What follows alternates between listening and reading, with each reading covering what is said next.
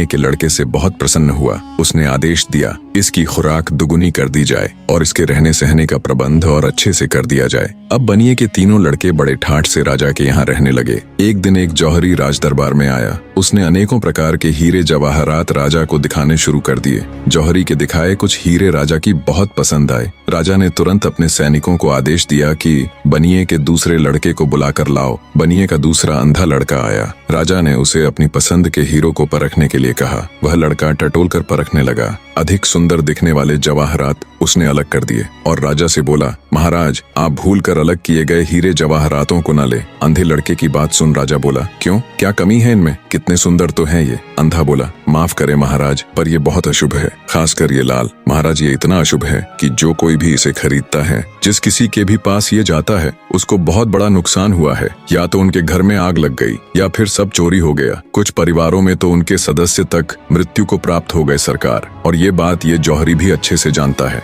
इतना सुनते ही जौहरी को काटो तो खून नहीं, वो तुरंत वहां से उठकर भागने लगा तो मौजूद राजा के सिपाहियों ने उसे तुरंत पकड़ लिया। जौहरी हाथ जोड़कर बोला, मुझे क्षमा कर दे महाराज, मुझसे बहुत बड़ी गलती हो गई जो मैं आपके पड़ोसी राजा के कहने पर इन अशुभ रत्नों को लेकर आपके पास चला आया। राजा के गुस्से का कोई ठिकाना नहीं था। उसने तुरंत उस जौहरी को कैद खाने में गिरवा दिया और बनिए के मध्यम वाले लड़के से खूब खुश हुआ, उसकी खूब तारीफ की और आदेश दिया कि इसकी भी खुराक दुगनी कर दी जाए।